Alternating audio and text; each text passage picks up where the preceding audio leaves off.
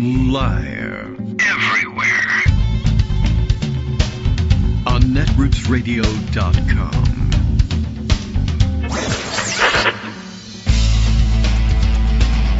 David Waldman. Kagro. In the mornings. Now, here's David Waldman. Hey, good morning, everybody. How you doing? It is Tuesday, March 4th, 2025, Mardi Gras. As it turns out, I was just double-checking on that to make sure. I thought for some reason maybe it was last Tuesday or something. I think it was the appearance of all of the Mardi Gras treats in the supermarkets. So hopefully you've had your chance if you are the kind of person who marks the date this way, or if you're the kind of person who enjoys those treats no matter what day it is. The Paczki, the Kringle, the King Cake. I didn't do the King Cake one, but I'm not really. I don't think it's a great idea to possibly choke yourself on a plastic toy. But I guess people have figured out how to avoid that. Maybe, I don't know. I don't hear from people a great deal about that. Maybe they are choking on it, so that could be the answer. Anyway, so I guess happy Mardi Gras. All that stuff happening. I went to look it up online and filled in the Google search line, and of course. Well, actually, now everything is driven by AI, so it told me that the date for Mardi Gras 2025, it doesn't matter. It'll probably tell you this tomorrow, too. Yep, it's today, Tuesday, March 4th, 2025, and then it adds 9 a.m. I mean, I don't know whether anything happens at 9 a.m. or not. Parades going on. There were some parades last night. I guess there's some evening before parades. I've never been to Mardi Gras anywhere, New Orleans or otherwise. So those of you who are older hands at it probably know that already. So apparently during the parades through the streets of New Orleans, they were joined in the festivities by the drivers of a couple of Tesla Cybertrucks, decorated up their Cybertrucks to drive through the parade, and apparently did not get a good reception there. And at least one of the Cybertrucks reportedly, according to social media, had to leave the parade route under police escort as it was bombarded with Mardi Gras beads. I would have thought maybe, eggs are a little too expensive, but perhaps, I don't know, rotten fruit, garbage, whatever. But Mardi Gras beads, which you're supposed to kind of toss gently to people, apparently pelting the thing and allegedly breaking some of the glass too. So yeah, so much for the bulletproof glass thing. I don't know. Anyway, doesn't sound like it was well received. And even minus the political implications of driving a Tesla at all, much less a Cybertruck at a celebration like that. I mean, it also just doesn't look very Mardi Gras-ish, maybe. People didn't appreciate it. Maybe if they had stuffed it full of very weird and angular-looking Shriners or something, mini Cybertrucks being driven around, that might have been something worth seeing and parade-worthy. All right, let's catch up on all of the things that are absolutely everything that's happening in the universe. It is, in addition to Mardi Gras, it is the date of the non-State of the Union, the address of the president, the first one, immediately following their inauguration, at which he addresses a joint session of Congress, but which for some reason is not considered a State of the Union address, largely, I would assume, because, interestingly, they're probably not responsible for the current State of the Union in, so early in the year and so early following their inauguration. But I guess in this case, this president, it'd be interesting if he even knew that fact. I'd like to know whether that has ever made it into his head or not. And if it did, whether he would go tonight and say, oh, no, this is a real State of the Union. I know. And he is perhaps more responsible for the State of the Union as it stands today than most presidents are this early in their term, because, of course, he's wrecked everything. It is also Tariff Day. I'm losing track of how many other things are happening today. But today's the day that they're launching, and I guess they officially went into effect at midnight. Trump made sure to let everybody know yesterday that at midnight, 25% tariffs going into place on all products and goods and services imported from Mexico and Canada, because they're just right next to us and our biggest trading partners, and a 10% surcharge on top of whatever else we may already be charging on imports from China. But the focus is on the ones from the near neighbors. It's the largest and most important part of all of this. And I don't know, it's a wave of FAFO, leopards eating faces, etc. People on Wall Street and in finance, in some considerable numbers, speaking out and saying, I never thought I knew he said he would, but I never thought he would be so, well, there it is.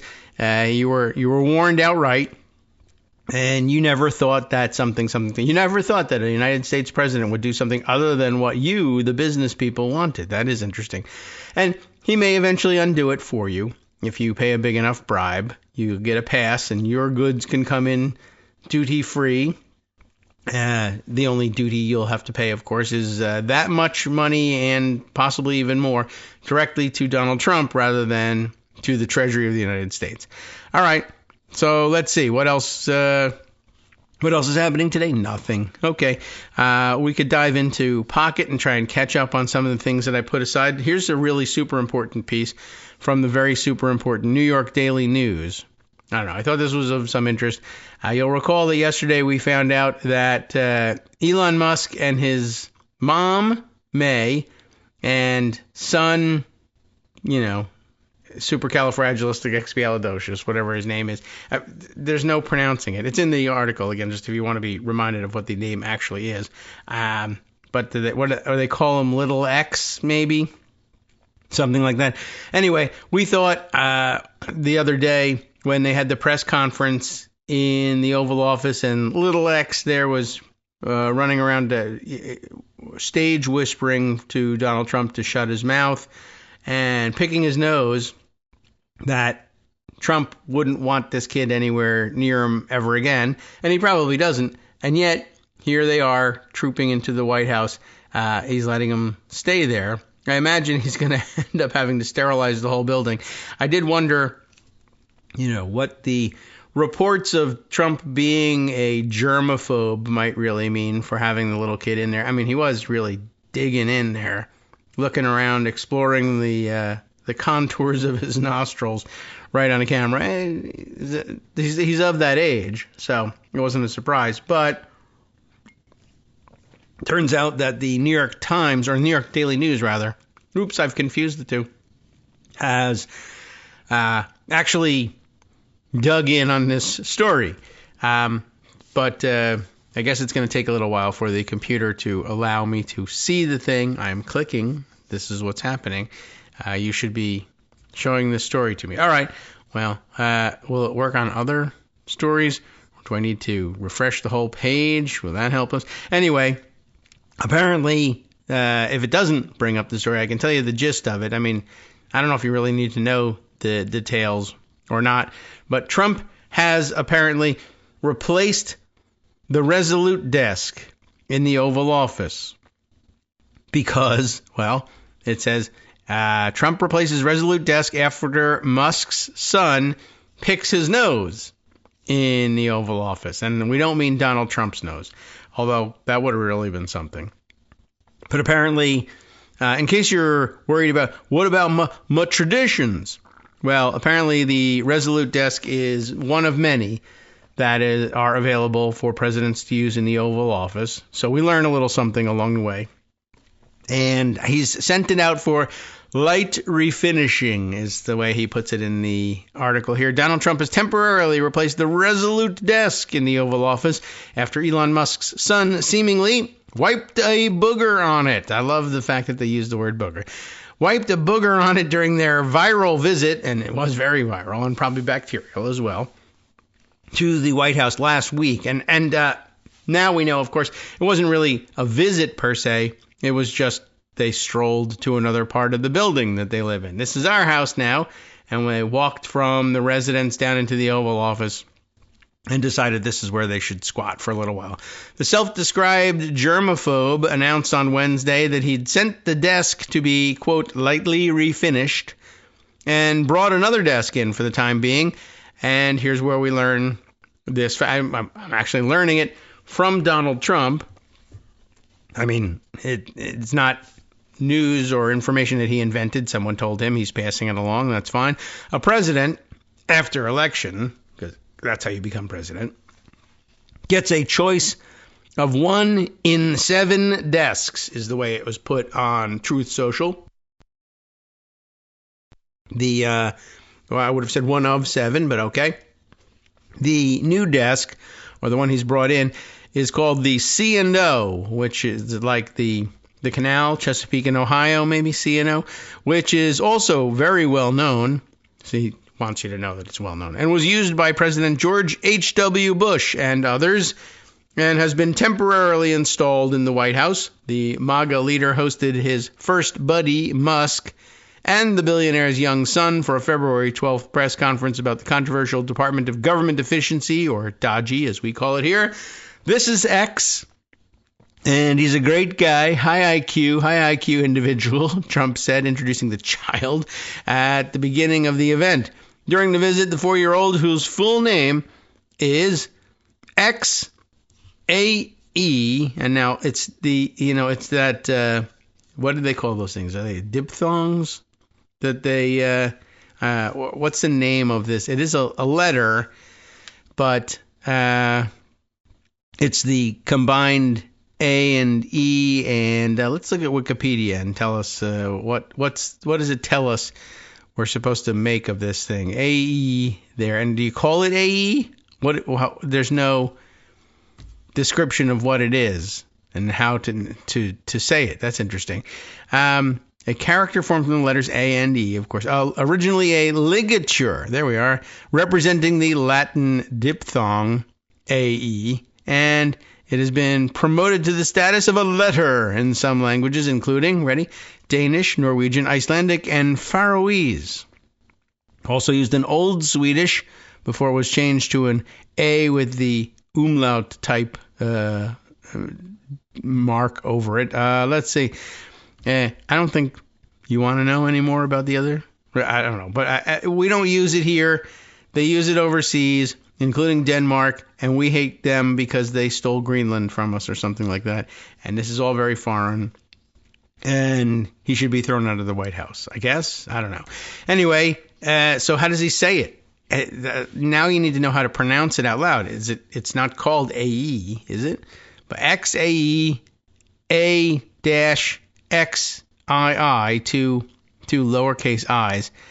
I'd love to know how he thinks you should say it. Anyway, the 4-year-old stood behind the Resolute desk and then befouled it with his boogers, apparently, between his dad and the 47th president, picking his nose and appearing to wipe the boogers on the furniture.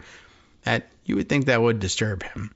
Natalie, dressed in a tan pea coat and collared shirt, the puckish tot, also made monster noises, stuck his fingers in his dad's ears, he should probably have those lightly refinished as well, plopped himself on the floor, and went eye to eye with Trump. No mention of his having whispered to him, you need to shut your mouth or anything like that. I'm surprised it took Trump so long to get the desk sent out. That he couldn't do, on day one after the boogers, I'm going to have this desk lightly refinished. They call it lightly refinishing. And we're going to refinish it so lightly. Anyway, while many were amused by the viral father-son outing, the child's mother made her disapproval known. I think we know about that. Grimes is the mom. In this case, there's 13 of them allegedly running around out there, not all from Grimes. The latest is born by conservative author Ashley St. Clair, and they're already having problems, but I don't think they were together as a couple. Who knows? Who cares? Right now, that's what you need to know. The kid wiped his boogers all over the Resolute desk. Damn it! How dare they? Remember, by the way, Obama was terrible and had to be impeached because he sat on the desk, or he wore jeans and sat behind the desk, or a tan suit and stood around the desk. All right, just wiping boogers on the Resolute desk, whatever. Lightly refinishing. That becomes the new term of the day. All right, what else have we got here? More action at the Justice Department. just to keep you up to date on who's in and who's out. The New York Times reported the other day, top New York City FBI agent forced out after clash with Justice Department. We're talking about James E. Dennehy. James had told agents, according to the subheader here, to dig in the face of the Trump administration's culling of officials who investigated the January 6th attack. So that's what precipitated that ouster. Adam Goldman, William K. Rashbaum, and Devlin Barrett are the reporters on the piece. Top agent at the FBI's New York field office, the famed New York field office, said in an email on Monday that he'd been forced out of his job following clashes with DOJ officials over Trump administration directives. The veteran agent, and they can call him veteran/agent if you want, James E. Dennehy, told on Friday to retire from his role leading the FBI's largest field office, delivering another blow to the senior ranks of the Bureau. Mr. Dennehy, who had been running the office since September, it's not a long time, but okay, had angered Trump administration officials by supporting Bureau leaders who resisted turning over the names of those who investigated the January 6th attack on the U.S. Capitol. You'll recall, of course, Trump demanded to have their names so that he could fire them, even though they were just being good FBI agents. They were told to investigate this thing, and they did it, but that doesn't mean anything to Trump. Mr. Dennehy also angered Attorney General Pam Bondi by what she claimed was the New York office's failure to turn over all of the investigative files related to Jeffrey Epstein, the financier charged with sex trafficking who killed himself in prison. Ms. Bondi provided no evidence to back up her assertion. So she had made a splashy announcement that she was going to be releasing all the evidence that they had on Epstein. And whether or not they did, it was very boring because apparently most people who had seen the evidence released before said, well, there's nothing new in this evidence. And so that was, I guess, supposed to be embarrassing for Bondi. So to save face, it looks like she accuses Dennehy of having held something back. The reason there was nothing interesting in the release is he didn't release all the information. Do you have any proof that he didn't release any particular piece of information? No, but he's fired anyway.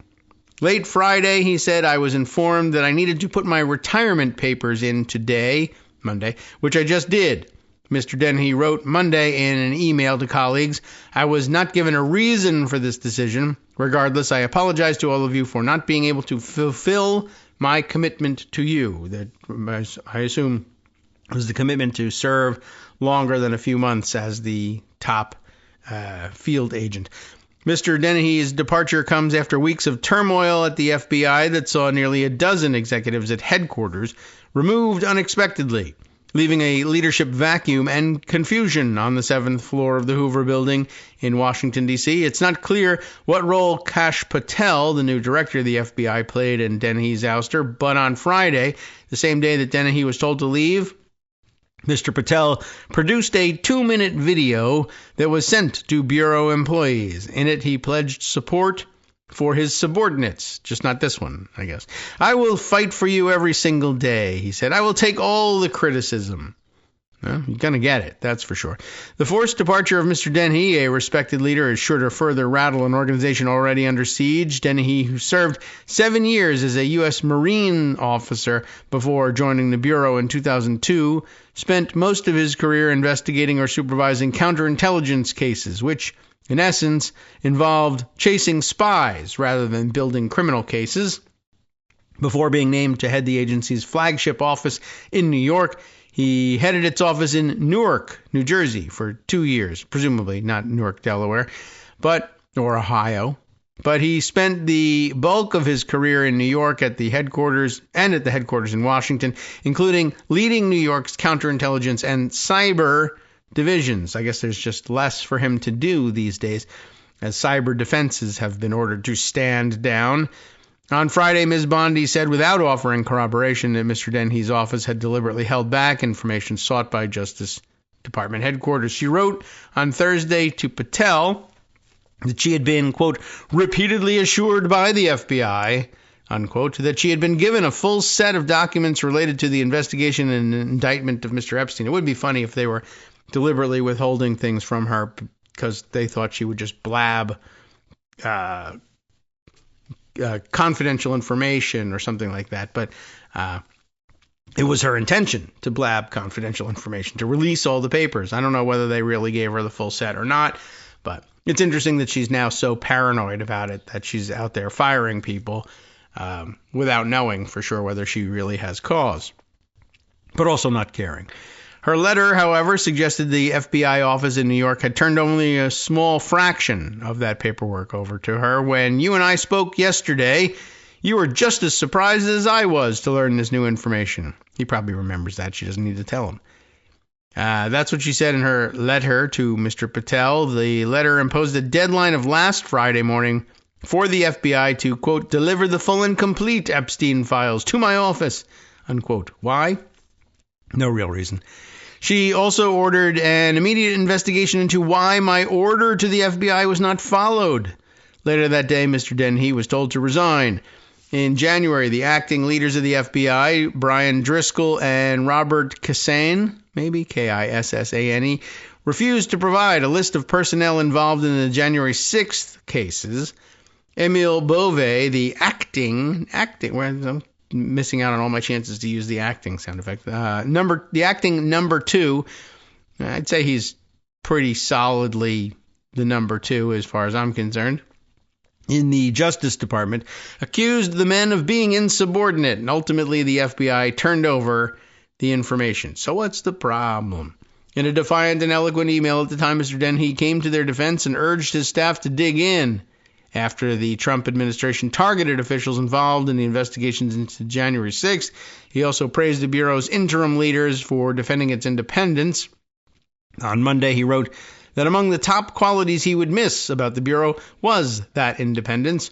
We will not bend, we will not falter, we will not sacrifice what is right for anything or anyone, he wrote. Just it's going to be someone else, I guess. In the email, he used pointed language that echoed his earlier message to the rank and file. I've been told many times in my life, when you find yourself in a hole, sometimes it's best to quit digging. Screw that! I will never stop defending this joint. I'll just do it willingly and proudly from outside the wire, Mr. Dennehy wrote. Okay.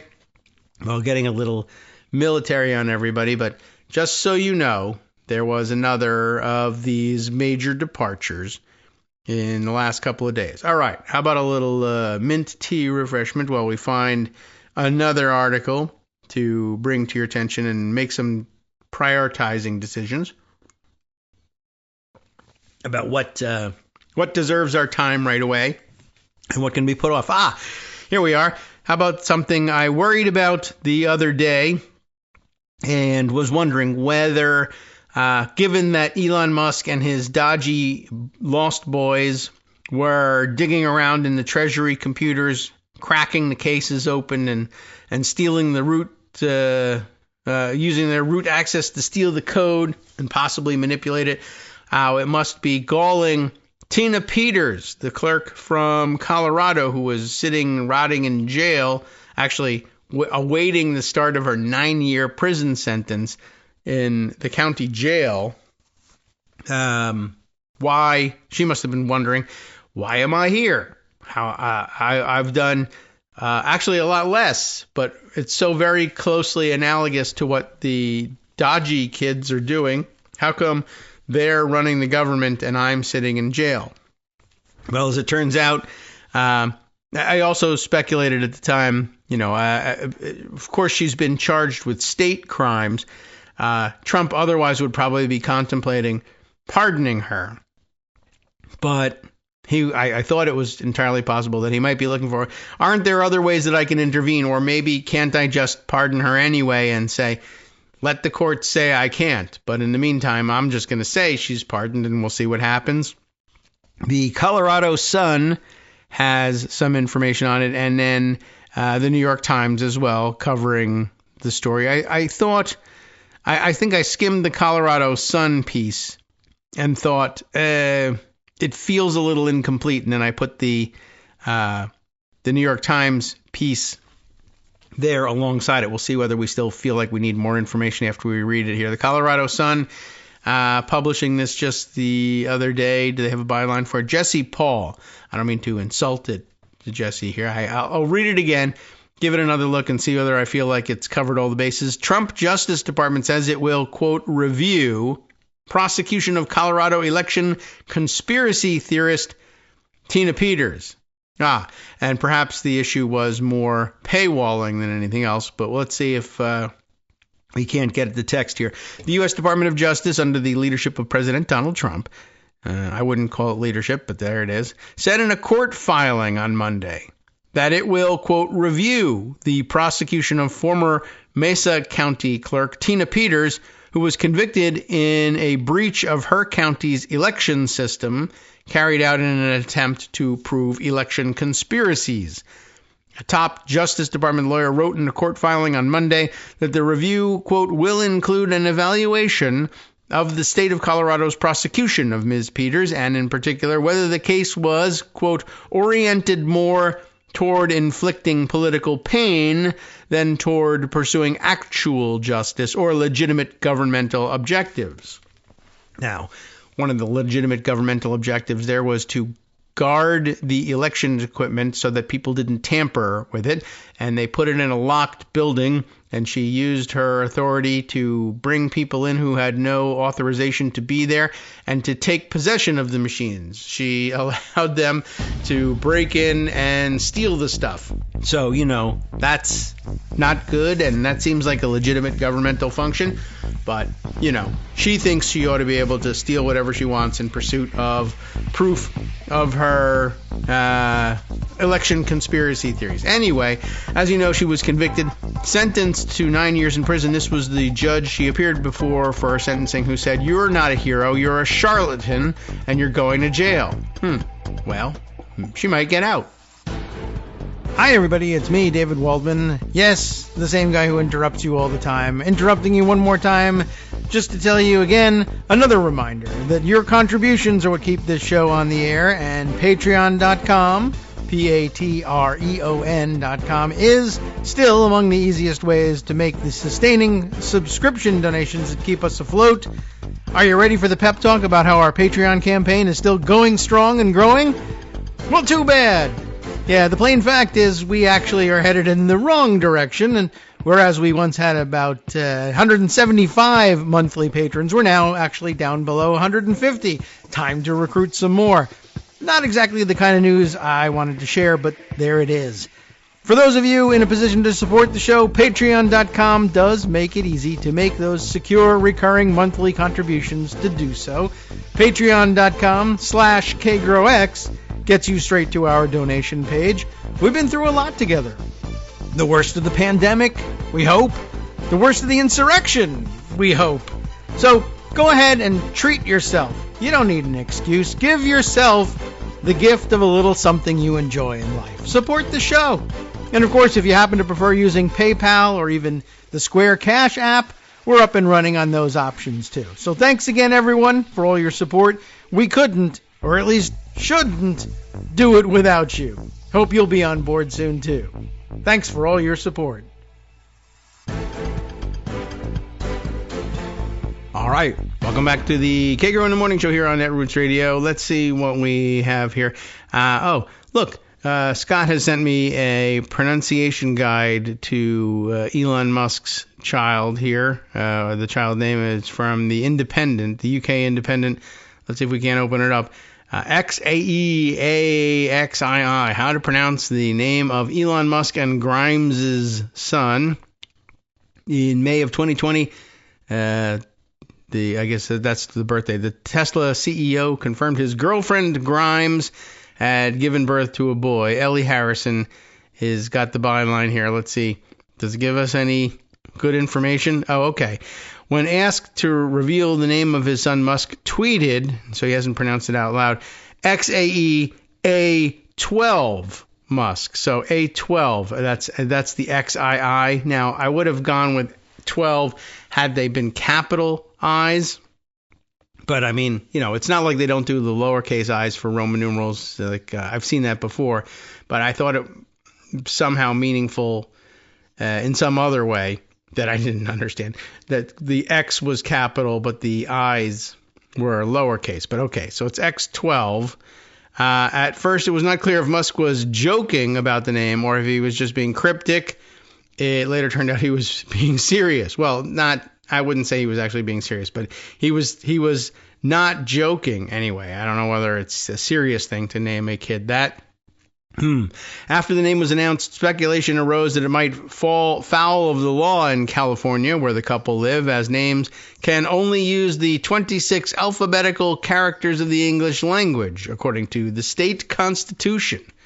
Wow. Okay.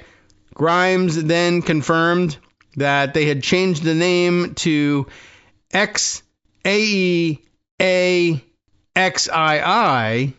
because you can only those are the 26 alphabetical characters of the English language. They use Roman numerals instead of A12. Adding Roman numerals looks better, TBH, to be honest. Okay. I don't know. But all right. What does it mean? Okay, well, we got that. Explaining the meaning behind the name, Grimes said the X stands for the unknown variable. Okay. Meanwhile, AE is the Elven spelling of AI, which is shorthand for artificial intelligence. I don't know if any of that is really true. I mean, AI, we all know, gets used that way. AE is, well, it's not the Elven spelling of AI because there's no Elven. There's no elves, but okay, I don't know. The Icelandic folk would disagree. Okay, I don't want to offend the Icelandic elves, that's for sure. All right, but there's, imaginary elven languages from Lord of the Rings books or whatever. Okay, so X, the unknown variable, then AI. I mean, these explanations are fine, but I guess the explanation I'm looking for is why would you name a human child this? But I'm not going to get that kind of explanation from them. Let's see. So it's AI is shorthand for artificial intelligence and I don't know if this is going to be disputed by Japanese speakers, the word for love in several languages such as Japanese. Maybe. A12 is, ready? The precursor to the SR-17, our favorite, spelled the British way, aircraft. No weapons, no defenses, just speed. Great in battle, but non-violent, she added. She's really overthinking this terrible name. Anyway, okay, so the SR-17, that's the spy plane, right? The Blackbird? All right, the A-12, really? The A in the name also represents Archangel, the title of a song by Burial. We all know Burial, everybody's favorite band, right? That she had previously described as her favorite. How do you pronounce it? Grimes and Musk seem to have different ideas about how to pronounce the name. I think they should have, gone with something they could both pronounce the same way, but there are accents to deal with. It's like, it's just X, like the letter X, then AI, so AI rather than AE. Then, like how you said the letter A, then I, Grimes said. Thank you. It's a good pronunciation guide. Musk, meanwhile, told podcast host Joe Rogan, it's funny. He's just making it sound like, what do you mean? How do you pronounce it? It's just X, the letter X, and then the AE is pronounced Ash. Oh, interesting. And then A12. A12 is my contribution, he said. I like that they're like, don't you know, we named our child after our favorite aircraft. Really? All right, so just jumping back to the Wikipedia entry on the AEAI thing here. Thankfully I read it before. Now I feel like I have to tell you about it. It says here right up at the top in italics that this is an article about the Latin script ligature for the Cyrillic letter, C-A-E, Cyrillic, for the sound, C, near open front unrounded vowel, for other uses, C-A-E, not mashed together. Ash, the Ash character, redirects here, but not to be confused with Ash, the name. A-E-S-H redirects here, not to be confused with A-X-ii, which redirects to a different target. Okay, so I guess, so, but it is, Ash is a way of pronouncing the character, but interestingly here, not to be confused with Ash, the name. So you can't spell it that way and say your name is Ash, but you can read the character that way. So Grimes says his name is X-A-I-A-12, and Musk says the name is X-A-A-12. And I don't know if I care. But also A-12. I'm curious about the aircraft and what would make it somebody's favorite. That's a good question, I guess. The Lockheed A-12, a retired high-altitude Mach 3 plus reconnaissance aircraft built for the United States Central Intelligence Agency. Was the A-12 faster than the SR-71? Which I thought that was interesting. I was like, SR-17. It's not 17, is it? And it isn't. It's 71. Okay, so maybe, I don't know whether they said 17 or the writer just accidentally transcribed things, transposed the numbers, but that was Grimes's tweet. Anyway, A-12 equals precursor to SR-17, our favorite aircraft. The SR-17 is very interesting. Why then name your child A-12 if the SR-71, your favorite aircraft that you didn't get the name right for, is tops? I don't know. Let's see. It does say here in the AI produced garbage entries up at the top, the SR-71 holds many aviation records, but the smaller, lighter A-12 has flown faster and higher than the SR-71, and maybe that accounts for a name. Wouldn't it, though, be ridiculous? I mean, how stupid do you think we are? Come on. You're going to name your child X-A-X-ii SR-71? Duh. That's crazy. And then, of course, now they're thankful that they went with A-12 because when California said you can't use the 1 and the 2, and they said, all right, well, we'll go with Roman numerals, XII. That's not so bad. 71 in Roman numerals is what? LXXI? That's not that many more. It's one extra character. But, it's all about speed for these guys, so saving the extra character probably helps. All right, so anyway, now that that's cleared up, we can head back to the story of Tina Peters and the attempt in the U.S. Justice Department on behalf of President Doofus Donald Trump to come up with a way to try to spring Peters from jail. Why they're not simply making the frontal assault on things and saying, let's pardon her and dare the Supreme Court to disagree with me, they're going the other route, directing the DOJ to investigate in some capacity the conviction and to see, and apparently they are filing some sort of an appeal in federal court, though this was,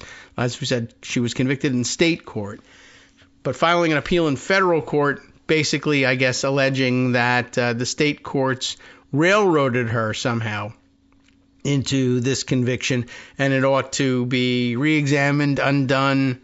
What their request is or what their request for relief might be, I'm not exactly sure, but perhaps we can find the paperwork in all of this. So, the U.S. Department of Justice filed this paperwork on Monday saying that it would review the prosecution of former Mesa County Clerk Tina Peters for breaking into the storage facility, breaking into the voting machines, stealing hardware, software, and everything else that she found in there, and getting convicted for it. A top Justice Department lawyer wrote in a court filing on Monday that they will include an evaluation of the state of Colorado's prosecution of Ms. Peters, and in particular, whether the case was oriented more toward inflicting political pain than pursuing actual justice or legitimate governmental objectives. That's the cover, but I mean, breaking and entering is still a legitimate governmental objective. The filing, made in federal court in Denver, came in a long-shot appeal Peters filed last month in federal court, seeking to unwind her conviction and jail and prison sentence. Peters, 69, nice age, by the way, is being held in the Larimer County Jail as part of a 6-month jail sentence that is to precede a 9-year prison term. That's interesting. Now, I looked it up, too. Larimer County, not close to Mesa County, I don't think. Oh, maybe the counties are just gigantic out there, but the mountains are in the way. And at least by car, it's a good 6-hour trip between, the county seats in Mesa County and Larimer County. I don't know. At least according to the quick Google Maps thing. I mean, it's interesting. I don't know. Maybe they do. Again, the counties could be gigantic there. And Coloradans can tell me. I mean, it doesn't look like it's terribly far afield when you just zoom in quick on the map. But then when you zoom back out, you see it covers a pretty good part of the state and crosses the Rocky Mountains. So I don't really know why she's in Larimer County Jail. Maybe the state penitentiary that she'll be sent to is in Larimer County, and they're just holding her in the county jail there before her prison sentence begins. Anyway, we'll see whether there's any other clarification being offered here. The 2-page statement of interest filed by the Justice Department was submitted by Yakov M. Roth. I can use my sound effect again. The Assistant Attorney General in the department's Civil Division. Lots of upheaval in DOJ, of course. So Acting Assistant Attorney General in the Civil Division. Also named in the filing are J. Bishop Gruel, the acting U.S. Attorney for Colorado, and Peter McNeely, an Assistant U.S. Attorney in Colorado. The statement cites an executive order signed by Trump on January 20th, the day he took office. So that's their authorization for this filing. And which one is it? This is the ending the weaponization of government. And so you see something, blah, blah, blah. They believe it was the weaponization of government that led to charging Tina Peters with breaking and entering simply because she broke into and entered a building in an unauthorized manner. Too bad about that. Roth did not offer details on the Justice Department's review of Peters' case, nor did he provide a timeline. He did, however, encourage the judge overseeing Peters' appeal to give it prompt and careful consideration. Reasonable concerns, he claims, have been raised about various aspects of Ms. Peters' case. These concerns relate to, among other things, the exceptionally lengthy sentence imposed relative to the conduct at issue. Now, you'll recall, of course, that Republicans spent all of the last, 10 years, I guess, or more, screaming that people who were involved in elections or voter fraud ought to be executed, need to be sentenced to life in prison. She got 9 years because she was caught, as we know, every Republican accusation is a confession. She confessed to the crime, essentially. She was caught doing that thing that they keep saying they want to execute people for, got 9 years, but this is exceptionally long now, in their view. The filing, first reported by the New York Times, and that may have been the excuse for retrieving the New York Times piece, comes as the Justice Department has been roiled in recent weeks by Trump administration efforts to influence prosecutions. The most high-profile example has been in the criminal case against New York Mayor Eric Adams, which was dropped at the discretion of Justice Department leaders, prompting resignations from top prosecutors. Adams' prosecution was in federal court, whereas Peters' case was handled in state court. Since the Peters prosecution happened in state court, the Department of Justice cannot, they think at the moment anyway, unilaterally influence the conviction. Peters, a Republican who supports Trump, was prosecuted by Mesa County District Attorney Dan Rubenstein, a Republican, with help from the Colorado Attorney General's office. She was convicted in August and sentenced in October. Peters was convicted of, in case you forgot, 3 counts of attempting to influence a public official, conspiracy to commit criminal impersonation, official misconduct, violation of duty, and failure to comply with an order of the Secretary of State. She was acquitted of conspiracy to commit criminal impersonation. Criminal impersonation and identity theft. Prosecutors said Peters concocted a scheme to capture images and data during a sensitive election system software update in 2021. The information was then posted online as part of efforts to prove baseless claims that Trump won the 2020 presidential election. Peters is also appealing her conviction in state court, of course. And I mentioned to you that this was originally reported by the New York Times, and I put their version of it aside. And as I recall from skimming it yesterday, I thought that there was perhaps slightly different takes on things that gave us a little bit more information. Alan Feuer is the author of the piece, Justice Department to Review Election Tampering Conviction of Pro-Trump Clerk. Subheader, the decision revealed in a filing in Colorado clerk's bid to overturn her conviction marks another example of President Trump's Justice Department intervening to aid supporters or go after foes. So puts it in good context, though I think you mentally already had it in that context, I'm sure. The Justice Department said on Monday it would review the conviction of former clerk of Mesa County, Colorado, found guilty in state charges last summer of tampering with voting machines under her control in a failed attempt to prove that they had been used to rig the 2020 election against President Trump. The decision was the latest example of the DOJ under Trump's control seeking to use its power to support those who have acted on his behalf and go after those who have criticized or opposed him. It also played into the president's efforts to rewrite the history of his to overturn the results of the election. 3 weeks ago, the former clerk, Tina Peters, who was sentenced to 9 years in prison on state election tampering charges, filed that long-shot motion in federal district court in Denver, effectively challenging the guilty verdict she received in August at the end of the trial in Grand Junction. But in a surprise move, Yaakov M. Roth, Assistant Attorney General for the Justice Department Civil Division, filed a court brief known as a Statement of Interest on Monday, declaring that reasonable concerns have been raised. We heard all of that.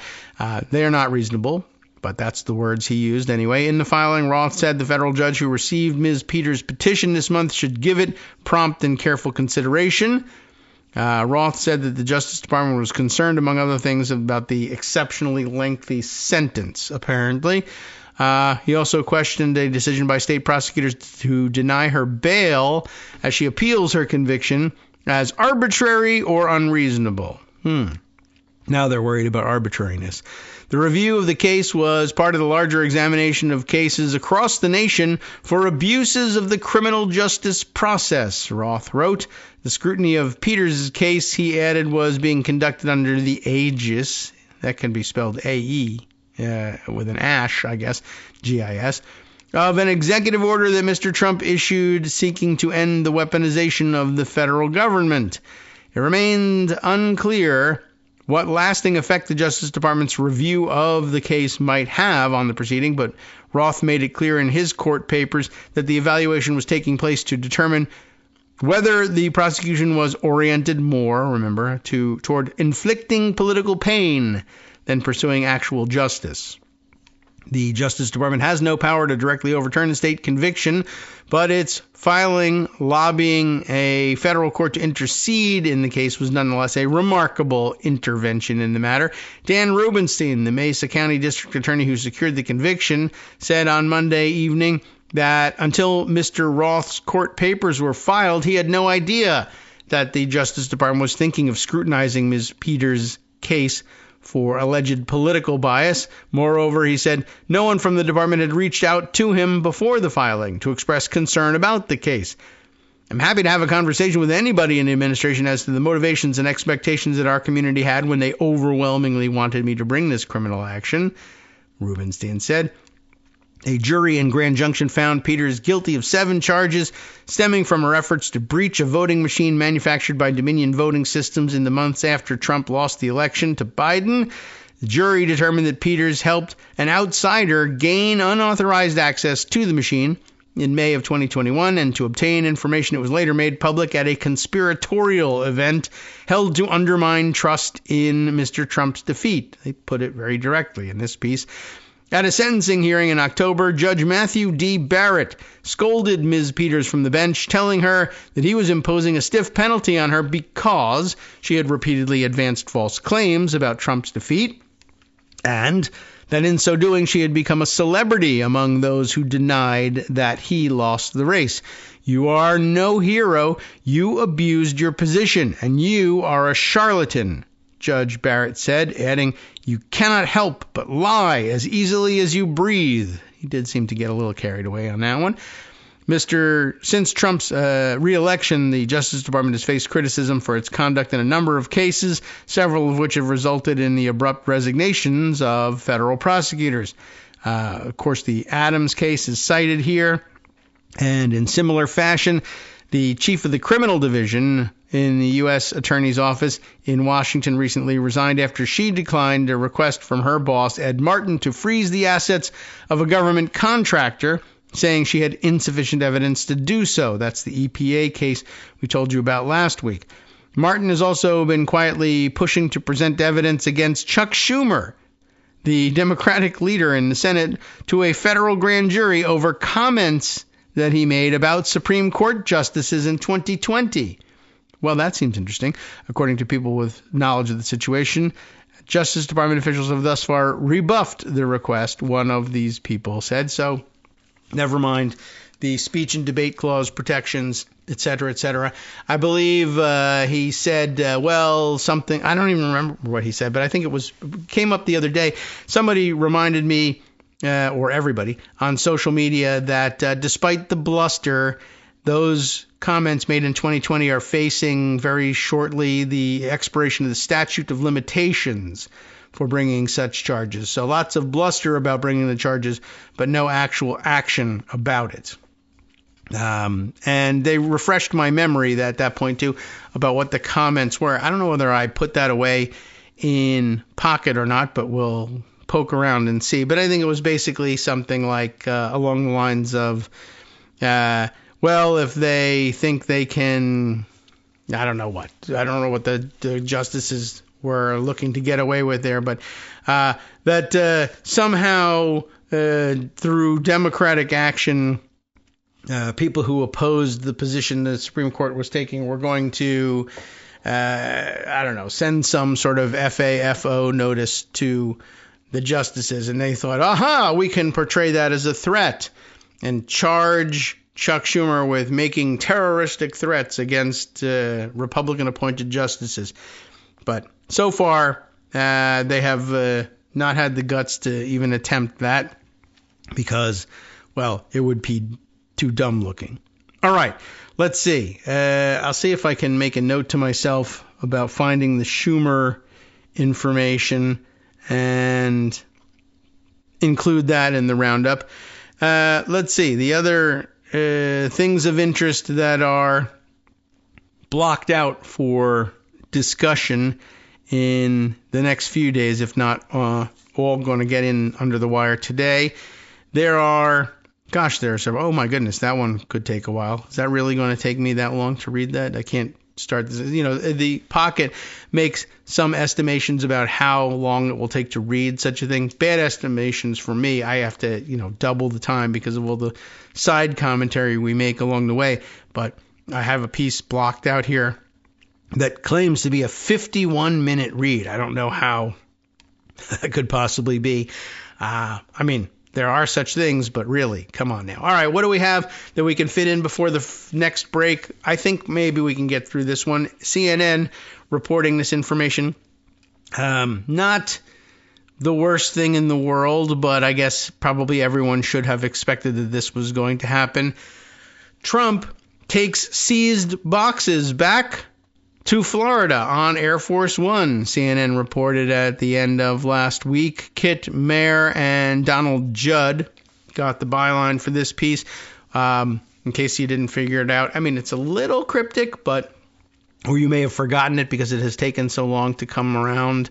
But all of the boxes full of top secret and confidential information that Donald Trump absconded to Florida with at the end of his first term, which were seized by the FBI in their search of his Pervolago sex dungeon and residence have been re-seized by President Trump and flown back to Florida, where I'm sure in his view they truly belong. So that's an important undoing of the actual impact of justice on Trump in between his terms. So on Friday, when he went back down to Florida, he transported with him boxes of documents that the FBI had seized from Pervolago after executing court-ordered search warrants in August of 2022. And, of course, the way they're going to put it now, the Department of Justice has just returned the boxes, Trump said in a statement. They are being brought down to Florida and will someday be part of the Trump Presidential Library, he said, going on to claim that justice finally won out and that the investigation into his mishandling of presidential documents, including highly sensitive classified documents, was merely an attack on a political opponent. The classified documents case against Trump, in which he pleaded not guilty, of course, was dropped in November after he won the election. White House Communications Director Stephen Shung, who may, no longer, I guess, have to worry about being imprisoned at the end of this, unless, things turn around. He said the boxes were loaded onto Air Force One and told reporters aboard the plane that the boxes contained personal items that belong to the president. Counselor to the president, Alina Habba, rebuffed questions on what the documents included, where they will be stored, or if the White House is changing any storage protocol following the FBI search. These are President Trump's things. These are his items, and they needed to be returned to him, Habba said.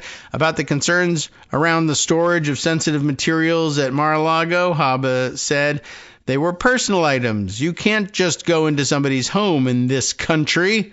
Oh, we'll see about that. This is what differentiates us from a third world country. I assume, though, that if they're Democrats, you can go into their house anytime you want. As CNN previously reported, Trump allegedly kept classified documents at his Florida club, including a public bathroom, bedroom, and the ballroom as well. Okay, so we got to work on the timing of these breaks later on today, but getting wrapped up in reading these things and not watching the clock so closely. Anyway, I guess that actually makes it in before, and that's the end of the article, before we have to depart for the break. So, I don't know. Good news in terms of our making things fit before the breaks begin. Bad news in terms of, justice and consistency. All right, welcome back now to the Kagro in the Morning Show here on Netroots Radio. I'm just exploring this article that claimed to be a 51-minute read, and it's very heavily peppered with embedded tweets and, I guess, other social media content that could, in fact, take you forever to get through and read. But it was published under, the somewhat intriguing headline of Impeach Him. And whose work was I reading? Let me just go all the way through. Claire Berlinski, with whom I'm not particularly familiar, but there was a lot of high praise for her work and this piece in particular on this Substack of hers here, entitled The Cosmopolitan Globalist. How do you like that? And I thought this was of some interest. Impeach him is always of some interest. Trump's psychopathology and the suicide of a superpower. I mean, that's an intriguing subheader as well. I'll give you a taste of what we're looking at here, and we'll see whether she draws me in for what I guess would be the entirety of the second half of the show. The first section entitled here, Imaginary Worlds. The New York Times recently published an article about a new trend in the care of dementia patients. You get where we're beginning with this. Some call it reminiscence therapy. It was once thought best for caregivers to attempt to orient their delusional patients toward reality. When a patient suffering from dementia asked for his wife, for example, his caregiver was instructed truthfully to tell him, that is, over and over, that she had died years ago. But each time the patient would be convulsed with fresh shock and grief. This is why some have now decided it's better to enter the world of the patient's remaining memories, where the patients are happy and calm. Caregivers of this school simply tell the patient over and over, "Your wife just called. Traffic's bad, but she'll be here in a few minutes. Look, dinner is ready." Distract him. That might work with Donald Trump. One care home in California has built something like a Truman Show for its charges, who spend their days in a replica small town from the 1950s. They take their meals in an old-fashioned diner, watch television in a vintage movie theater, and stroll past phone booths and 1959 Thunderbirds. Or do they fit them in the building? I don't know. Ike's portrait hangs in the library. Everyone agrees they're happier that way. I guess they'll have to update it eventually. Donald Trump lives in a world of delusions. That's where we're going with this. The things he believes aren't true. Media accounts suggest that those around him treat him like a relative with dementia. They tell him whatever he likes to hear, so long as it keeps him happy and calm. They don't correct his misapprehensions. They strive instead to make the world conform to his fantasies. Now we're getting somewhere. But Donald Trump is the President of the United States. He has the sole authority to launch 3,748 nuclear weapons, and he needs no one's permission to do so. The decisions he's making in his fantasy world are in the real world rapidly unspooling a noble system of governance that took centuries to build, and a world order that, for all its faults, has been more prosperous and humane than any that preceded it. In the course of 2 weeks, everything's in the course of 2 weeks for him, the second Trump administration has done incalculable damage. Much of it is irreversible. Many will die as the result of decisions that he and Elon Musk have made. The odds today are much higher than they were 2 weeks ago that the future will be led by China and belong to a concert of brutal authoritarian powers. Liberal democracy may not survive at all. Embedded first here then is the Truth Social post from Trump 20 years ago. Autism in children was 1 in 10,000. Now it's 1 in 34. Wow, something's really wrong. We need Bobby. Thank you, DJT. And there's a caption here. Trump has for many years believed that vaccines cause autism. This delusion will soon become one of the guiding principles of our national health policy. Next up, another such Truth Social post. Water is flowing in California. These once empty half pipes are now brimming with beautiful clean water and are heading to farmers throughout the state and to Los Angeles. Too bad they refused to do this during my first term. There would have been no fires. I want to thank our great military, the Army Corps of Engineers, for their love of our country and speed in getting this emergency done. This, too, likewise has its own caption. These rivers aren't connected to Southern California. All of this water will go to the San Joaquin Valley. None of it will go to Los Angeles, which is on the other side of several mountain ranges. This water has been released into the Kaweah and Tule rivers. The Los Angeles water supply comes from the Colorado River and from state reservoirs that are completely separated from this water system. This water was being conserved for farmers who badly need it in the summer to irrigate their crops. Releasing it now did no good to anyone, but it created a serious flood risk for the communities downstream. The insufficiency of water in the Pacific Palisades was owed to the failure of municipal storage tanks and pumping systems, which could not keep pace with demand. 2 billion gallons of water were wasted to nourish a delusion. Here's another one. Donald Trump posting, the United States military just entered the great state of California and under emergency powers turned on the water flowing abundantly from the Pacific Northwest and beyond. The days of putting a fake environmental argument over people are over. Enjoy the water, California. And the caption here just says the Pacific Northwest.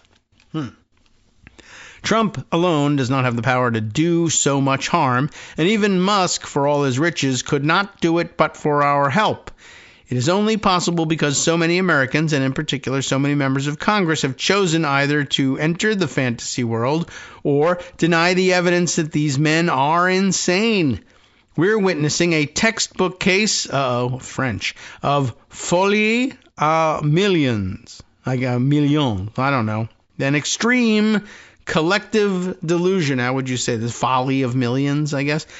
There's another long and lengthy Truth Social post. This one, we'll just read you the caption of this one. The beginning of the post says, Canada has agreed to ensure we have a secure northern border. So railing about them and the northern border plan. The caption tells us Canada announced the border security plan that he's so happy about getting their agreement to. They announced it on December 17th. Trump had not yet taken office.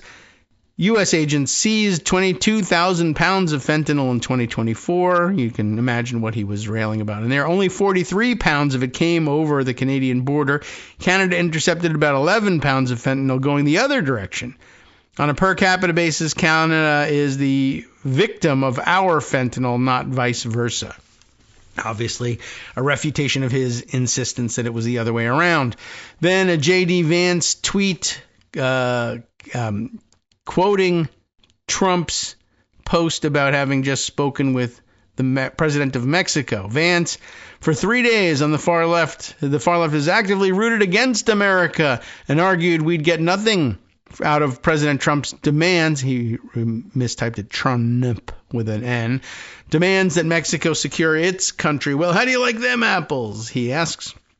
And it's Trump saying, I just spoke with Claudia Sheinbaum, president of Mexico. Very friendly conversation. She agreed to supply 10,000 Mexican soldiers on the border, that whole thing, and stop the illegal immigration and the fentanyl and and this, that, and the other thing. Mexico regularly deploys and rotates its military forces on anti-crime and counter-drug missions. In 2021, Mexico sent 10,000 troops to the border as President Biden's request to stem migration. No threat of a trade war was required. It was simply a fact, easily verified, that we got nothing out of Trump's threats. They did cost us dearly, however, in our neighbors' goodwill, the world's respect, and widespread belief that the United States upholds treaties that it signs. Next was Trump's posting complaining, we spend billions, hundreds of billions of dollars to subsidize Canada. Why? There's no reason. They don't need anything. We don't need anything they have. We have unlimited energy, should make our own cars, and have more lumber than we can ever use. Without this massive subsidy, Canada ceases to exist as a viable country. You know, all of that nonsense. And of course, we do not subsidize Canada. Trade deficits are not a subsidy, nor are they a problem. Crude oil makes up the majority of Canada's exports to the United States. Without that, the deficit becomes a surplus. We import oil from Canada because our refineries were built to process heavy, sour crudes, but the shale oil we produce is light. We send our oil to Europe and Asia to be refined while running our own economy on Canadian crude. Yes, we are technically energy independent, but until we refit our refineries, we're completely dependent on Canada, who's been selling us this oil at a discount. Okay, seems problematic. Next up is a section on narcissism. Maybe we'll just have to divide this up into several days worth of discussion, because this does tend to go on, but I thought this was of some interest, and maybe we'll cram this, the beginning of this structure in. Narcissism, a delusion, is a false belief that is at once held with great conviction and impervious to revision, no matter the strength of the contrary evidence. Those suffering from delusions perceive their false beliefs to be self-evident and immutable truths. It has long been recognized that delusions can be contagious, sometimes virulently so. Typically, there is a dominant person, the inducer, who is the source of these delusions. The psychiatrists Charles Lassegue and Jules Faure first described a shared mental disorder, the folie à deux, in the 19th century. Erich Fromm used the term folie à millions to describe the psychopathological phenomenon that occurs when whole societies lose contact with reality, becoming increasingly immersed in the fantasies of a floridly delusional inducer. Germany under Hitler and the Soviet Union under Stalin are obvious examples. The inducer's delusions are not random, Fromm remarked. He channels and amplifies the pathological traits that were already present in his society, traits such as paranoia, narcissism, and a propensity to violence. Delusions are spread by word of mouth in the media and in the modern world through social networks. They impregnate ever greater numbers, all of whom proceed to reinforce the others in their delusions. The individual who participates in such common madness, Fromm wrote, lacks the sense of complete isolation and separation and consequently escapes the intense anguish that he would experience if he alone adhered to these delusional systems of belief. In 1964, Fromm published The Heart of Man, Its Genius for Good and Evil, an analysis of collective madness rooted in Sigmund Freud's concept of narcissism, a foundational idea in psychoanalysis and one that had a lasting impact on psychology, social theory, and political analysis. The word narcissistic is commonly used as a synonym for selfish or vain, but this was not Freud's meaning. Freud introduced his concept of narcissism in his 1914 paper on narcissism, An Introduction. Primary narcissism, in Freud's schema, is the psychological stage through which every human passes in infancy. For an infant, the only world that exists is himself, his body, his hunger, his sensations of warmth and cold. He is completely self-absorbed. He does not yet realize that there is a world external to him, populated by other minds who inhabit other bodies entirely separate from his. He does not realize that these others have desires and needs of their own. In the course of normal development, according to Freud, the infant comes to understand that the objects he encounters are not extensions of himself, but we all, to some extent, remain narcissistic. In healthy adults, this narcissism is reduced to a socially accepted minimum, but our residual narcissism, in Freud's view, is normal and even necessary. When an infant fails, owing to trauma, to progress through primary narcissism to maturity, what Freud calls secondary narcissism emerges. If an adult continues to believe that the only world that exists is himself, it is a pathological phenomenon. This phenomenon has a distinct and recognizable symptomatology. Missed that one. Freud's theories were speculative and introspective. They were not empirical in the modern scientific sense, but his concept of narcissism has been validated and elaborated by means of rigorous psychological studies. Some elements of Freud's psychoanalytic account, such as his focus on the libido, have been supplanted by cognitive, behavioral, and neurological concepts, but the core ideas, the notion of narcissism as a spectrum with both normal and pathological forms, the link between narcissism and aggression, the developmental aspect of narcissism and its connection to early childhood experiences, the impact of narcissistic traits on leadership, relationships, and social behavior have been extensively confirmed by empirical research.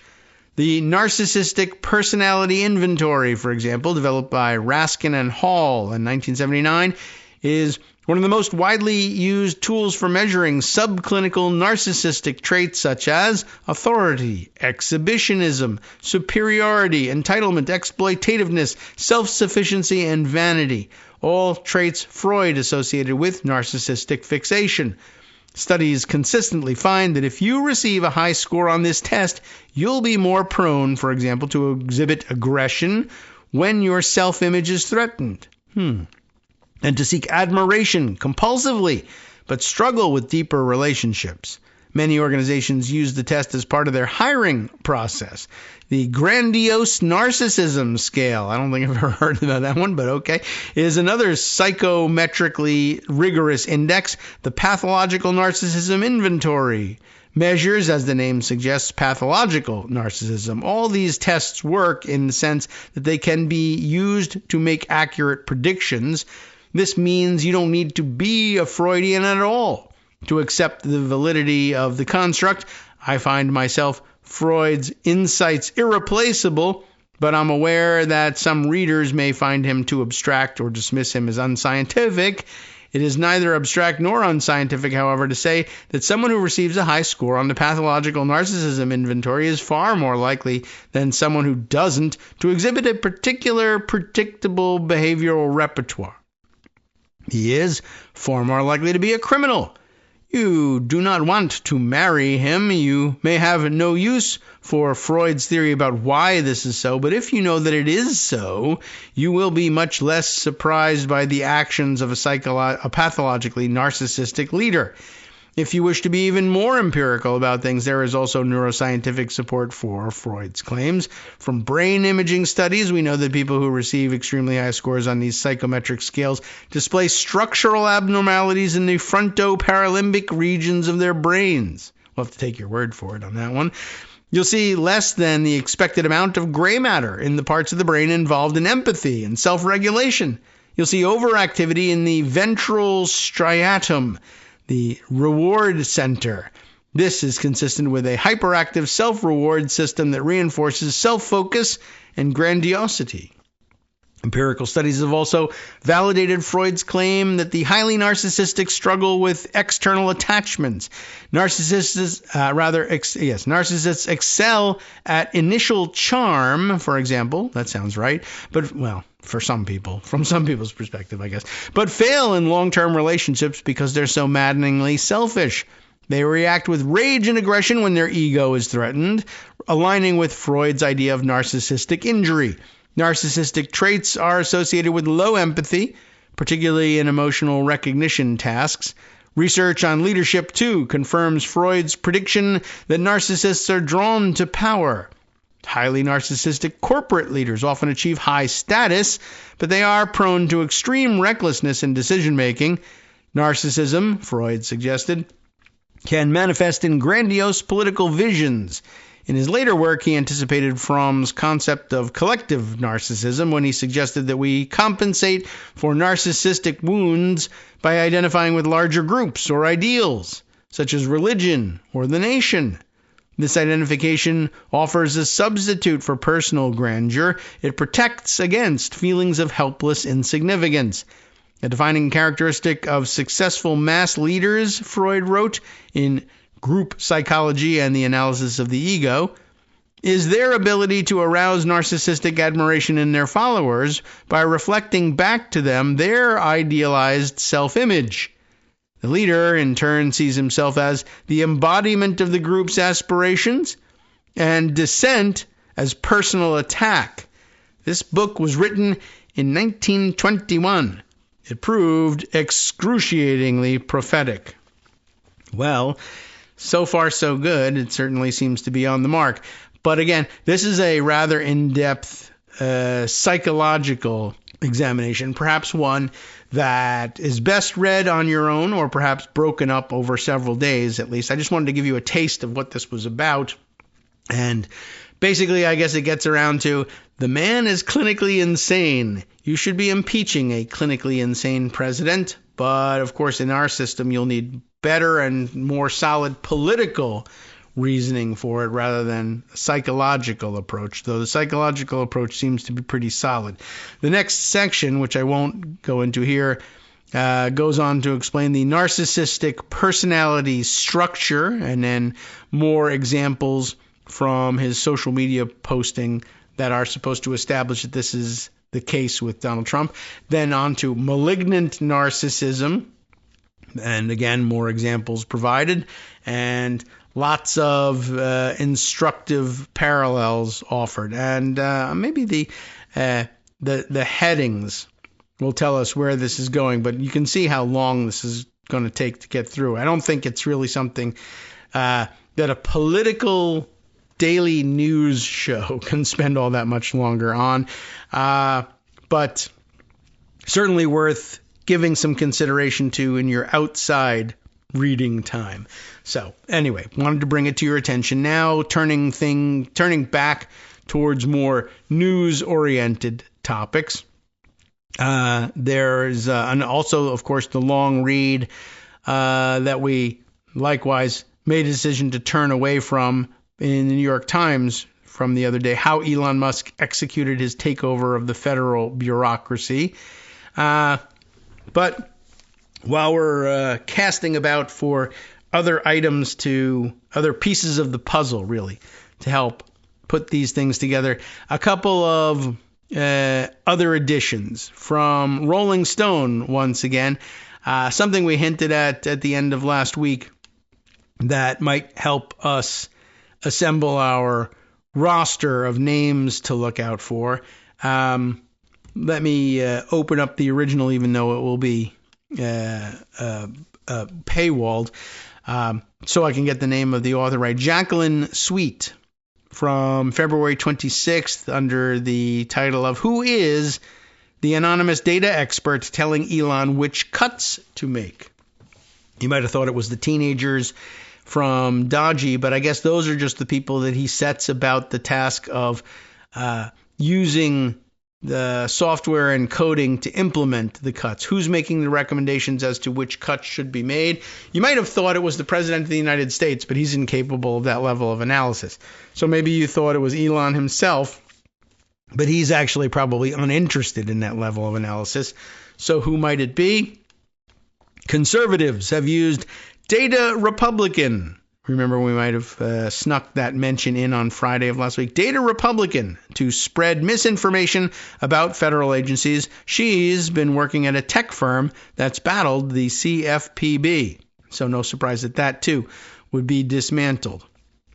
So Jacqueline writes it this way. Let's try and run through as much of it as we can before the break. Since Elon Musk's so-called Department of Government Efficiency, or DOGE, swept into Washington last month, an anonymous X account called Data Republican has taken the government demolition crew's supporters by storm. The account and its alleged findings of mismanaged government agency spending has been shared by Musk very often, as well as by Utah Senator Mike Lee. The account is followed by J.D. Vance, the woman behind the account, who's described herself as a deaf software engineer, remember? Now we'll get to the names, too. Has appeared anonymously on News Nation and on several right-wing programs this month, like Glenn Beck's Blaze Media show, wearing sunglasses and a hooded sweatshirt to obscure her identity, even as she's billed as a government spending expert. Hoodies. Yes, remember how they are absolutely positively the mark of criminal intent if worn by blah people? Well, I guess this isn't the blah person. Because this hoodie is worn in the context of data scientist coder genius, where when worn by weirdo white people is a sign of a maverick and a rule breaker. Isn't that something? Interesting observation made by some of the fashion/political experts out you will find among the denizens of social media these days. I'll see if I can't dig up that one for you too, because that was a very interesting observation. Anyway, the woman behind the account described herself as a deaf software engineer and has appeared anonymously on News Nation and Beck's Blaze Media, right, in the hoodie and sunglasses. This account accused neoconservative pundit Bill Kristol of being a deep state agent, asserting that his nonprofit, the Defending Democracy Together organization, is an indirect beneficiary of USAID, the U.S. Agency for International Development, a government agency, of course, that Musk moved to shutter. This was one of the early misreadings and misconceptions, willing misconceptions from not only from Data Republican, but also from others. They basically just don't really understand the way funding is distributed and what a donor-directed fund is and what it isn't. They love to just say, follow the money, and sometimes money goes into a fund somewhere, and someone else related to that fund does something else, and they say, aha, follow the money. I read these two names on the same page. They weren't connected, but they were on the same page, and that's enough for me. The argument here was, in effect, that USAID gave money to a nonprofit donor-advised fund that gave some money to another nonprofit that then gave some money to Kristol's organization. So, he's then benefiting from USAID spending. Well, donations can't really be traced this way. and this basic misunderstanding of how donor-advised funds work. And there's a linked article here to something from the Bulwark. Elon Musk is a deep state agent, according to Elon Musk. Look, we don't make the rules. Sarah Longwell basically saying if we apply the same logic that's being used to frame Bill Kristol as a deep state agent, you would likewise have to frame Elon Musk that way. But, they'll dismiss that right away. But you get the idea. The argument was, though, that money was moving into various places, and so therefore something direct funding from USAID, though no, that's not the way it works. And it led Data Republican and others, several other pundits, to analyze the claims, with one dubbing it the new Twitter files, right? Once again, too much information for these brain geniuses to actually digest, but what it comes down to is these names are on the same page, they print out on the same piece of paper, therefore they must be connected. Not so. Sup fam, it's your boy Darwin, aka Darwin_Darko, aka the most reasonable man in America, aka KITM's senior black correspondent. You might remember me from such recordings as Spacemen vs. Space Cadets and We Need to Talk About Joe Biden. Today, I want to bring you good news about that thing you've been struggling with. Do you suffer from giving too much of a damn? Do you turn on the series of tubes and find yourself outraged at the particular way some news organization strung some sentences together only to realize, nope, this is not some fictional hellscape? Well, guess what? You no longer have to accept the life of giving too much of a damn. You can do something about it, because even you, yes you, can be a show contributor. Now I know what you're thinking. Hey, Mr. Most Reasonable Man in America, I'm not some professional podcast talking guy. Don't worry about it. Do you have a smartphone or some other electronic recording device? Well, that's all you need. You too can have a segment where you can read us an important article and give us your take. Read one of your own original essays, or even just give us your commentary on something you'd like to share that's important to you. Fair warning though, side effects may include general punditry, having opinions and hot takes, getting stuff off your chest, and hearing your own voice. If your recording lasts longer than 5 to 7 minutes, please consult kagrox@gmail.com. That's KAGROX@gmail.com. All right, welcome back now to the Kagro in the Morning Show here on Netroots Radio. So before we dive back into this Rolling Stone article, some things I said I would dig up for you, including going back to the first segment, the story that mentioned the possibility that Ed Martin at the DOJ would be seeking to file charges of some kind against Chuck Schumer, and that the statute of limitations was approaching. It was something I saw just the other day from Brad Heath. Brad Heath, let me just pop into the bio here. DC reporter for Reuters on crime, justice, and investigations. That's how he identifies himself in the bio, noting that for those keeping track, the statute of limitations on the statements by Senator Schumer that D.C. U.S. Attorney Edward Martin said he is investigating as serious threats runs out tomorrow. And this was posted just yesterday. So I guess today, let me go get the date on this one. Yeah, March 3rd. So today is, in addition to everything else going on today, the expiration of the statute of limitations. So it seems like it was that much bluster, unless he files, maybe he's got till 5 p.m. or maybe till midnight for all I know how these things work. Or perhaps they expired midnight in between yesterday and today. What's going on? This a throwback to I don't know when. Where is this from? Let's see if we can't open it up. The Washington Post dated when? Let's see. This is going to get in the way. February 20th, 2025 was the last mention, and I guess in the Post, that this was still under investigation. The screen cap that explains it all. Martin's initiative carried a partisan edge, however, borrowing its title from language Schumer used 5 years ago. Martin has written 3 letters to Schumer about his quickly walked back statement on March 4th, 2020. I guess Schumer walked it back at a rally in March of 2020 that 2 of Trump's recently nominated Supreme Court justices, Neil Gorsuch and Brett Kavanaugh, quote, have released the whirlwind and will pay the price for a decision against abortion rights. Calling Schumer's failure to respond disappointing and unacceptable, Martin copied the Senate leader's legal counsel by email on February 11th, demanding an answer, saying time is of the essence, and your cooperation is more important than ever to complete this inquiry before any action is taken. I remind you, no one is above the law, bold typing the final 6 words, but the letter and email were both misaddressed. So that's interesting all by itself. This an excerpt from again, February 20th, 2025 piece under the title of D.C. U.S. Attorney Probing Democrats Over Alleged Threats. Documents show Operation Whirlwind, Ed Martin's operation, which targets statements by Democrats and others about Elon Musk, justices, and government workers, is meant to stifle criticism. The writer Spencer Sue on that one.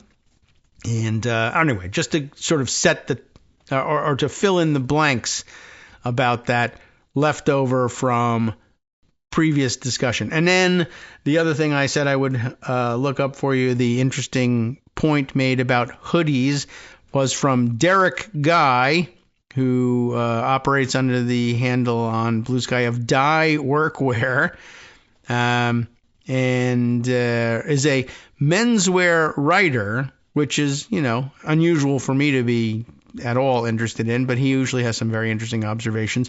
Menswear writer, editor at Put This On, occasionally published in the New York Times, Washington Post, Financial Times, etc. And he pointing out, I think, taking as his cue the absurd observation by a White House correspondent, Brian Glenn, was the one who planted himself in the Oval Office during the meeting with Zelensky and used the historic opportunity to ask, how come you're not wearing a suit? And do you even own a suit, is what he asked him. Others, by the way, pointing out that Brian Glenn is said to be Murdery Trader Green's boyfriend, which is doubly gross.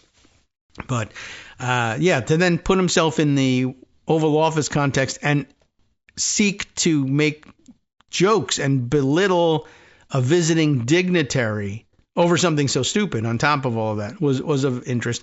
And Derek sets about describing just how and why we come to this weird conclusion that a suit means anything in particular, but just basically pointing out that there is signaling that goes on with clothing, and it can be completely hypocritical, like as he points out in this thread. Just look at how we view hoodies. That's why we were just talking about Tina Peters appearing in not Tina Peters, but the Data Republican person appearing in a hoodie to obscure their identity, which is where the idea comes from that somehow hoodies and criminality are linked. She's actually performing the hoodie in that context and still gets away with it. But he pointed out in his thread here, just look at how we view hoodies. And on the left, he displays a picture of Mark Zuckerberg giving a lecture of some kind wearing a hoodie. Hood down, if you think that matters. On Mark Zuckerberg, the hoodie is a symbol of whiz-kid meritocracy, breaking the norms and developing the new economy. And then at right, on people like Trayvon Martin, the hoodie is sometimes seen as proof of criminality. Again, it's about the bodies beneath the clothes. Not really the clothes itself. It's just that they don't want to call that out. People who are racist and making racist accusations say, no, it's the hoodie. But apparently it is not. As we learn in finding out the Data Republican appears on television in a hoodie all the time. And in fact, to hide her identity. And in fact, because she encourages the kind of criminality that lands Tina Peters in jail, but not Elon Musk or the Dodgy Boys. Anyway. So where were we? Data Republican fans think her work is genius. This is a common problem in social media. Charlatans, like Tina Peters, hailed as heroes. Nicole Shanahan, who was Robert F. Kennedy Jr.'s 2024 vice presidential nominee and financier, recently interviewed Data Republican on her show, telling her, while you are not necessarily in this administration, what you have done is extraordinary. Conservative host Steve Deese, it's peace with a D instead, called her a genius software engineer, adding, "We want to keep her personal identity secure so she is free from corporate media types who would love to do something to intimidate her." So, who is this government information data guru? The woman behind the account shared her full name last Tuesday, after a man on Facebook posted that he knew her from the deaf community, prompting Data Republican to confirm her identity as Jenica Pounds. Just like it sounds, Pounds. Pounds it doesn't sound that way to her, because of course she's deaf, but to us, it does. Pounds is indeed a deaf female software engineer from Utah who, until last week, as a senior software engineer at an AI lending company. Are they lending AI? No, I guess they're lending money, called Upstart, a company that has tangled with regulations from the Consumer Federal Protection Bureau for years.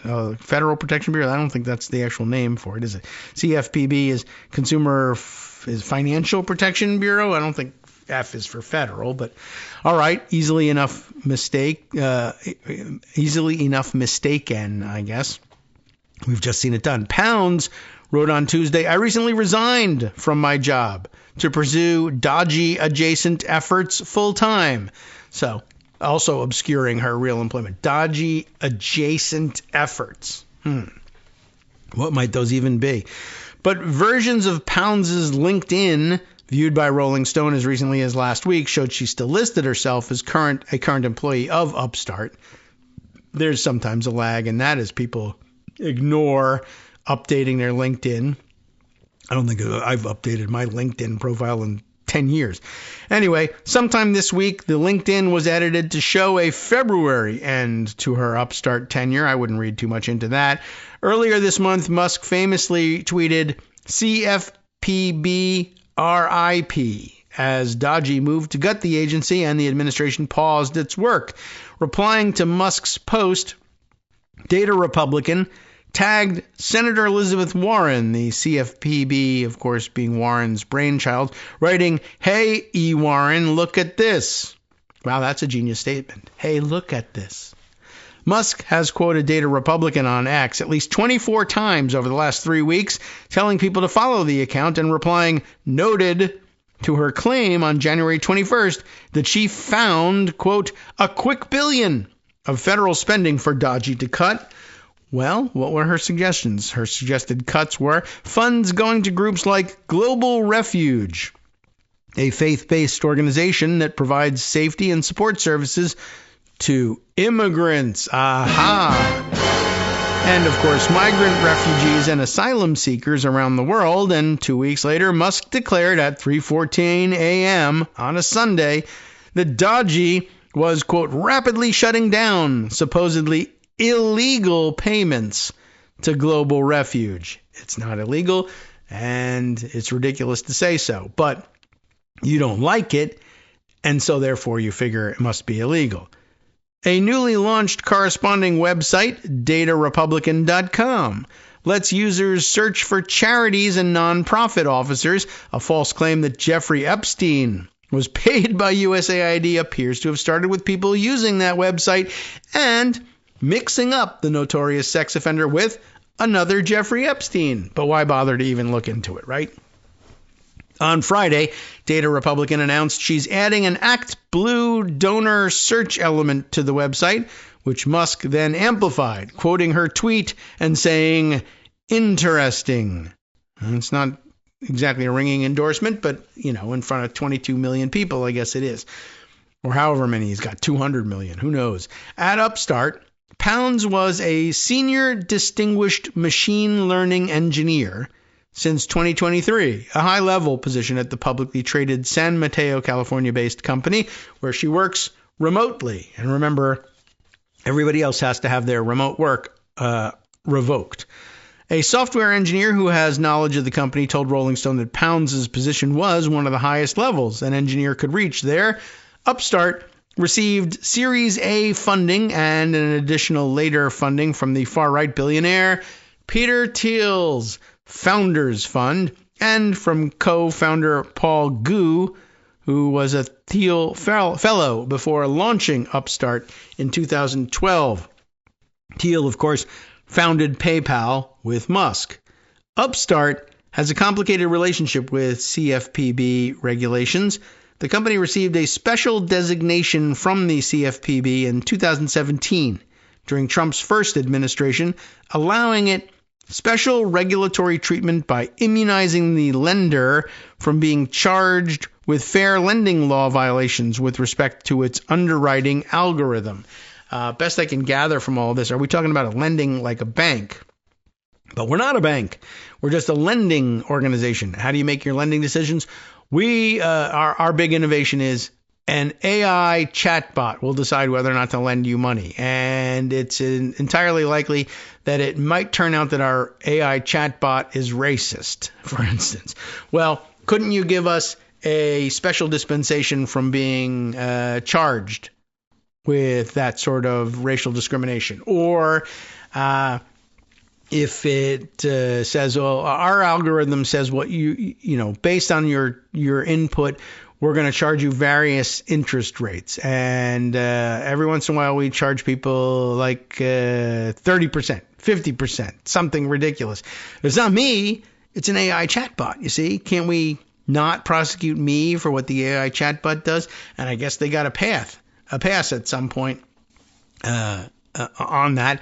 And maybe during the Biden years, they said, actually, that's a very stupid thing to do. But then with the election of Donald Trump, they thought maybe we could get that back. I think that's what's going on here. So at any rate, the company received a special designation from CFPB in 2017, allowing it special regulatory treatment, immunizing the lender from being charged with fair lending law violations with respect to its underwriting algorithm. Upstart was the first company to receive such a letter. The no action status was renewed in November 2020, and the company then immediately closed its first public offering and began trading on NASDAQ. In February of 2020, Senators Warren and Cory Booker, and then Senators Kamala Harris and Robert Menendez, as a matter of fact, wrote to the company expressing concern about the company's adherence to fair lending laws and asking for insight into how the company made credit determinations. But in 2022, the company asked for its no-action status to be terminated. The Bureau wrote, rather than have the CFPB review significant changes to its artificial intelligence model, as the CFPB required, effectively ending the company's special regulatory status and allowing it to be able to make changes to its model without the need for CFPB review and approval. Pounds' job at Upstart involved working on that AI model, two sources say, although she started with Upstart a year later in May of 2023. Upstart's CEO and co-founder, Dave Girard, it's a very odd, but Frenchified spelling, but is it pronounced Girard maybe, or Girard? Giro, Giro, U-A-R-D, Girard, but so probably just Girard for anglicized speakers, participated in the U.S. Senate AI Insight Forum in November of 2023, telling senators that his AI lending company is an example of AI working well without added legislation. That's amazing that he thinks so about his own AI algorithm. In 2012, before even launching the company, we naively marched up to the San Francisco office of the Consumer Financial Protection Bureau and introduced ourselves, he stated. This was not one of the new offices of innovation. This was the local enforcement team. But what did we know? We were convinced that we were the good guys and we were committed to innovating within the law, or so he claims. Later that month, Upstart was subpoenaed by the Securities and Exchange Commission regarding disclosures relating to its use of artificial intelligence models and loans, according to the company's quarterly report. I mean, what I'm able to glean from this, it is a little bit confusing. And we could probably use a better background or an explainer here, but it seems to me like basically they said we can run a lending institution with fewer people, fewer loan officers. We'll just have AI do the loan application reviews and decide whether or not to approve a loan and at what interest rate. But if you are making loans, there are, despite the fact that you're saying, well, we're innovating, we're doing it by AI and not by humans. That doesn't actually mean that you can give loans unregulated, at least not without our approval and a special dispensation, which doesn't even seem like a particularly good idea here. But I mean, if you're lending money, you should be regulated by the laws regulating the loaning of money. If you tell me a computer is doing it, I'm actually going to be more suspicious than if a human is doing it, but all right. Fine. It doesn't put you in a different category. It just means I'd like to know, instead of telling me what guidelines do your humans use to make lending decisions, tell me what guidelines your computers use to make lending decisions. That's easy. Well, it's a very complicated, all right, well, write me a complicated report about it then. Well, wouldn't it be better if I didn't? Maybe for you, but not necessarily for me or the people you lend money to. So anyway, where were we here? Before co-founding Upstart, Girard was president of enterprise, whatever that might mean, at Google. He posted on X in December about the CFPB looking to AI for a new lending model, joking, "Hath hell frozen over?" Not sure why that's a joke, but okay. It costs NYC, New York City, 8 to 12x times. It costs New York City 8 to 12 times more than European cities to build a mile of subway. For some reason, he declares, "We need dodgy for every state and city government," he posted in January. I'm not really sure what the connection between those two posts are, except that he's pro-dodgy and thinks, thinks that it's that CFPB is too slow in approving AI model lending for some reason. Although why they should approve it at all, I have no idea. In a statement to Rolling Stone, Pounds wrote, "My former employer has nothing to do with my activities. Leave them out of it." So something. She wants them left out of it. I don't know if I agree. Girard and Jew did not, do you think it's Jew? G-U, the other founder, did not immediately reply for comment. Before becoming Dodgy's favorite anonymous expert, Pounds ran a GitHub that analyzed election data in Florida and North Carolina, two states she has lived in. Prior to her role at Upstart, Pounds worked at Snap Incorporated, eBay, and Amazon. So she's a coder. She moves around. She has an amateur interest in analyzing election data in Florida and North Carolina. Okay, a little weird, but whatever. Pounds and her husband, who worked for a decade at the National Oceanic and Atmospheric Administration, what do you know, also own a distillery in Salt Lake City. So she's got some varied interests. And for whatever reason, I don't know, maybe your husband was tired of working at NOAA and wanted to spend his time in distillery and said, well, if I'm not working at NOAA, nobody should. Why don't you recommend to the Dodgy boys that they shut that down? Pounds registered a Utah company called Redata or Red Data, I'm not sure what that's supposed to be, REDATA, LLC in 2020. The couple purchased a McMansion with an indoor pool and a movie theater in 2021. So, you know, a National Oceanic and Atmospheric Administration millionaire. Somehow, it turns out. Well, you know, that would be very suspicious to Elon Musk, but all you really have to do is explain, well, his wife is a high-ranking executive and valuable coder at a startup that, you know, I'm sure is inexplicably overvalued. The Data Republican site has a donations section. You imagine asking for donations because, you know, your McMansion isn't big enough. With options for a one-time and recurring donations. We have that too, but there's no indoor swimming pool here at KITM World Headquarters. I'm Data Republican, working hard to bring you the most transparent and insightful data on government spending and contracts. If you find value in what I do, a questionable proposition, would you consider supporting financially? It helps me continue this journey, ensuring that I can keep providing these insights independently. Every little bit supports the mission, and I truly appreciate your consideration. Very nice. Data Republican posted last week that a generous benefactor has reached out and offered to cover AI expenses, and she is undergoing a background check as she seeks to work with Dodgy. I don't think they're doing any background checks. After Pounds posted about what she called her doxing, and God forbid anybody should find out who's manipulating government funding here, Trump's interim U.S. attorney for the District of Columbia, Ed Martin, replied to her, "We are here for you, Jenica." I guess she's doxed by him too. "Just like you are here for America when we need you most. It is wrong and illegal to threaten anyone, and we will not tolerate a threat to a federal worker," which she's not. Or if she is, then we need to know who the hell she is.